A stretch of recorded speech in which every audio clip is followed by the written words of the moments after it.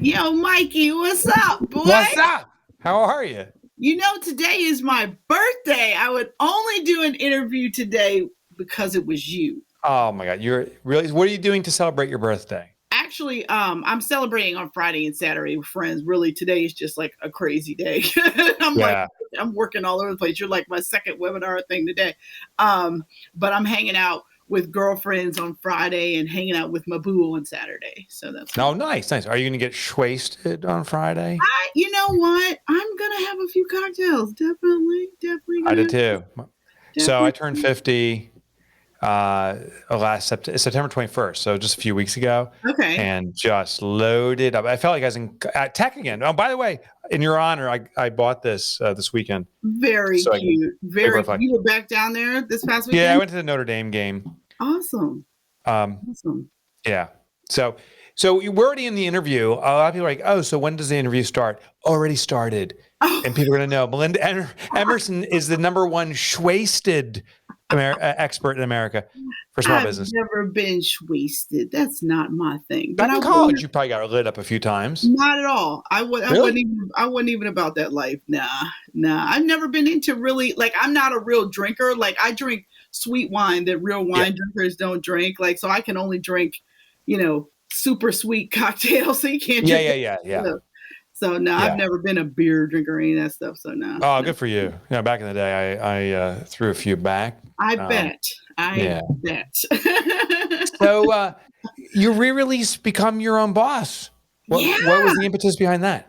So, like in the middle of the pandemic, we saw so many people going down in flames. I mean, it was like we lost I what know. 25% of the women-owned businesses in the U.S. About 40% of the Black-owned business just went away. And part of that was because people didn't know how to sell online. They weren't set up. They didn't have, a regular website, let alone a Shopify, like an e-commerce, kind of website. And they didn't know how to do it because it's like marketing has gotten real complicated. So it's like Yeah. there's a whole bunch of stuff you got to know. You got to go content, you got to know SEO, you got to know who your customer is, you got to figure out how to sell with and without ads. And if you're going to sell with ads, you really got to know what you're doing because it's a great way to Yes. give Facebook or Google a bunch of money if you don't know what you're doing. It's a So donation. it's totally a donation if you don't know what Yes. you're doing. And so what we did, like Simon & Schuster reached out to me and they were like, hey, do you feel like updating this book? And I was like, I'm not doing much else. Sure, why not? So Yeah. literally, we updated Become Your Own Boss in 12 months. And this is like the third edition of the book, which is crazy because the original book came out in 2010. And then Wow. we updated the second edition, which came out in 2015. And then now this edition in 2021. So this book has actually been in print, Mike, 11 years, multiple Unbelievable. languages all around the world, over 100,000 copies. So, I mean, Wow. it was like the engine that won't quit. Like, I actually have tried to run away from this book and I can't. You can't. You're right. It's defined you. Hopefully, it's not like an actor gets kind of typecast and you got to do one character over and over. You're No. far from typecast, but it seems like this book has you come on this path. I want to know about the movement to online. You said that small businesses are moving online, Yeah. but do you think we're going to have a bounce back? I mean, I already miss walking down my street and buying stuff. I miss the social experience. Or is this a permanent shift, or is there some in between? I think it's in between, right? I mean, Okay. like, I know my mom now knows how to use Instacart. And prior to the pandemic, she wouldn't even use electronic banking, right? Go, And mom. so now, my mom who's in her mid 70s is like willing to shop online and buy stuff online, which is like, so that moved her 5 to 10 years light years away, ahead of what she was normally doing. And so I think that the convenience of shopping online is addictive. Yeah. Right. Oh, for sure. And I don't know that that's going away. But do I think that retail is dead? No, I don't, because I do think people still like shopping with local retailers. People still like their local florist, their local shoe cobbler, their local pizza parlor. Like people like to go and support those types of businesses. But do I think there's a lot of other businesses that are in trouble of becoming obsolete? Oh, absolutely, I do. And I think that no matter what you sell, you better be selling online. It's in some way, shape, or form. And if you're a B2B business, like if you're a service business, you got to build trust, right? So you got to be doing content. You got to be doing webinars. You got to be writing books. You got to be doing stuff that's building your thought leadership and demonstrating your expertise. Otherwise, you're not going to get to trust. Because when we sell B2B, what are we selling? We're selling a commitment that if you pay me, I'm going to show up and do what you asked me to do.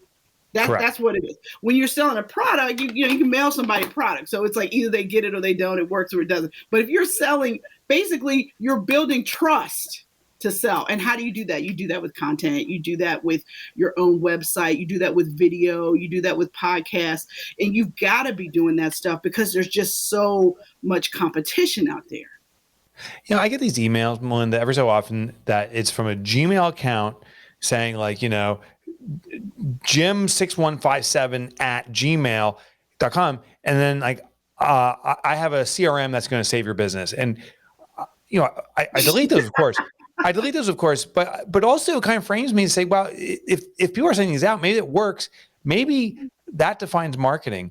What makes marketing good and that type of stuff? Is there a lesson to be learned there, or is that just pure junk? Well, that stuff is junk. First of all, in this day and age, people want personalized communication. So if you don't send me an email that says, "Hey, Melinda, I already know you don't know what you're doing." And so I'm not even going to continue reading. And the best is like when PR people pitch me to like put people on my podcast and it's like, "Hello, would you like to have so-and-so on your email?"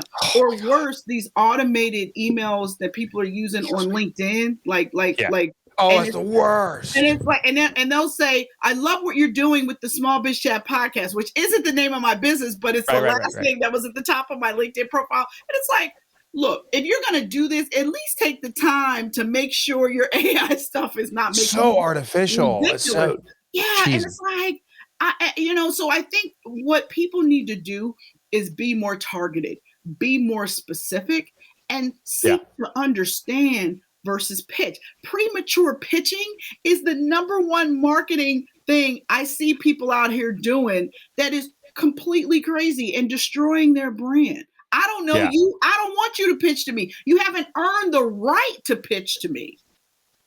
I love what you're saying because people come for that close so quickly, and I think also consumers have a great sniff test. I have one of these little boards when you do a video. I could put like Melinda. I could write on the board for our listeners. I'm just holding up this little white paddle where you can put stuff. And some guy's like, "Oh, you don't need to write people's names on there." He's like, "There's a AI app that will make it look like that person's name, and so you can just do a generic video to each person." And at first, it's like, "Oh, that's ingenious," and then I'm like, "It's manipulative." And I don't know if it happened a day or two later, but I was sending them a video, an authentic one. They said, "I love that you do real videos and not those fake AI ones." And I'm like, "Oh my God. Are customers getting better? Do they have a better sniffer on them?" Well, because I think people, it's like anything. It becomes a new thing and then people overuse it and abuse it. And now it's something people don't even, it doesn't work. We are in a customer-centric economy, which means customers have all the power and they have so many options and they have it in the palm of their hand at a click of a button. They can walk in the store if they feel like it. But the point is they don't need you. They don't have to buy it from you. So what do you have to do? You have to focus on things like customer experience. You have to focus on things like your unboxing experience. Things like you want to make sure that what people don't understand, and this is the thing that makes me crazy as a marketer, as a small business expert, is there is such a thing as the customer buyer journey. And in my life, the customer buyer journey has 5 steps. It's brand awareness, consideration, purchase, retention, advocacy. Now, Mike, which one of these is the most important of the 5? Which one is the most important? Well, I'm leaning toward advocacy because now you have a marketer built in. But the very first step is if they're not aware of it, you're screwed. So, all of them are important. I'm going to lean toward advocacy just because I want my customers so thrilled they're marketing me. Yes, I agree. But no, the most important step in the customer buyer journey is retention. And why is that? Because an existing customer is 60 to 70% more likely to buy from you again. A brand new lead, 5 to 20%. But what do we see people doing all the time? They chasing new leads. Always new, yeah. And ignoring these people over here who've already said they love you. They've already paid you. They already have sampled the goods. So why wouldn't you put all of your effort into step 4 and 5? Because you're right. It is about advocacy. It is about turning your customers into raving fans, which basically makes them into an unpaid sales force for you all day. But if you don't focus on onboarding, if you don't focus on customer service after the sale, if you don't do something to make your existing customers feel like you love them, like they are special to you, like there's a special VIP thing you got just for them, or there's special deals or whatever that's just for them, you'll lose them. And the most expensive sale you'll make is the first one. Why would you do that? I was, I didn't do it. I feel guilty. I didn't do it, Melinda. No, I'm reading, Jeff Walker's book, rereading it. It's called Launch. And he talks about the sequence of maturing an email list. And he said your exact point. He said, on average, and this is a rough average, but a email list is worth $1 per email subscriber. So if you have 10,000 people on your list, you can make 10,000 per month from that list. But if they're a existing buyer they bought from you already, he goes, it amplifies to $15 a month on average. And there's, there's plenty of numbers. But the point is, an existing buyer is much more likely to buy again. But same a brand new business. I mean, your whole book is how to become your own boss in 12 months. That means I'm not my boss yet. This is day one. What do I do when I have no customers, no nothing? Well, the first thing you have to do is figure out what you want and why you want it, because it is hard to start a business. So what I want people to do is figure out their end game. What do they want their life to look like at the end of this road we call entrepreneurship? Because I want them to get clear about where we're going and why. Then they've got to figure out how they going to pay for it, because banks do not loan money to start up businesses. So the money to start your business is going to come from your right or your left pocket, right? I mean, honest to God, your savings, your 401k, whatever you got, that is what's going to fund your business. Because most people, unless you've got some idea that you can put 1 million eyeballs on, that's when you go pitch Silicon Valley or somebody to get some money. But most of us are starting lifestyle businesses that are going to be what, 1 million to 10 million in revenue. I mean, that's really where most of us are living at, if we're lucky, because a lot of people don't even get to 1 million, right? True. And then they've got to figure out third, what is their business concept? And then once they figure out their business concept, then they need to evaluate, okay, well, what skills do I have versus what skills do I need to run this kind of business? And in that phase, I tell people all the time, go work part-time for that franchise you're thinking about buying. So I love how you side mouth it too, just so no one listens in. Hey, between me and you, learn on someone else's dime. Exactly. Melinda Emerson. Exactly. Yeah. I mean, because I want people to be clear, because I've seen people quit good 6-figure jobs to open a franchise that a year later they want to sell because they're like, I work with my head, not with my hands. I don't want to do this. And I'm like, you never went and worked for the business like the one you wanted to start. You didn't know what it was like to run a bakery. So, okay, you know what I mean? So those are the things I tell people to do. Then after they figure all of that out, then I want them to build that marketing plan. And I want you to figure out who is your paying customer. That's the most important thing. Who is your niche target customer? Because if everybody can use your product or service, nobody will. And it's just why is that? Because I hear that phrase over and over. If everyone can use it, or if you market to everyone, no one will use it. What's the disconnect here? Well, because every small business has the same problem: limited time and limited resources. So why not pick a marketing target that you can actually hit? Yeah, and serve. Right, because the reality is, who makes more money, Mike? Your cardiologist or your primary care physician? Who drives my a cardiologist? And first, the fact that I have a cardiologist is amazing. Well, and my cardiologist, we're all starting to have them. Okay, I know. Welcome to another birthday. Right. So the thing about it is that you got to figure out, how can you niche? How can you be the czar or czarina for what it is you do? Right? You know, I am the small biz lady. Right? If you want to come sell to small business owners, you got to come talk to the small biz lady, because that's my lane. That's my people. That's the 3 million people a week that follow me and read my stuff, right? So that's what makes me me. If you want to understand profit first, you want to understand Get Different Marketing, which is your amazing new book that just came out, you got to go see come to me. You come to me. Michalowicz is the man. Did you see my gesture? You were pointing to yourself. I raised the teat of my bosom for the readers to lap milk of intelligence from. Just that's is that disgusting? A little bit. But I'm gonna let you slide with that. But I ruined your vibe. Keep going. But we have our things that are our lanes. But we didn't get those lanes the day we said, okay, we're going to do this. I don't know about you, but it took me 2 years. I treated Twitter like a job for 2 years, from 2008 to 2010, every day. I've never seen anyone play a platform so well. Play is not the right word. To leverage a platform so well. You crushed it. And I don't think many of us, including myself, understood what it took for you to do that. I was like, how should you have so many followers? What is this magic? The magic is raw effort. I understand. Every day, like a job. 3 things I did every day. I shared somebody else's article, because back then I didn't even have a blog. Like in the beginning, I didn't have a blog probably until I was like 6 months in. I answered somebody's small business question every day. Nice. Every single day. And the third thing I did was I shared something personal about myself. So back then my son was like 1.5, right? So I would use like mom stuff all the time, like had to act like an ape to get JoJo to eat a banana this morning. Like anything just to get people to get to know me. Yeah, to connect. But I used one platform, and I used it every day, Monday through Friday. I responded to people. I was helpful to people. And I also didn't try to sell anybody anything. For an entire year, I just was helpful.